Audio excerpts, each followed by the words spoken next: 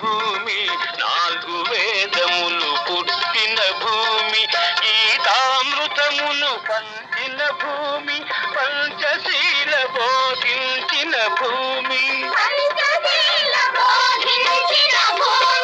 భారత మాతకు జయజయలు, గంగల భూమికి జయజయలు.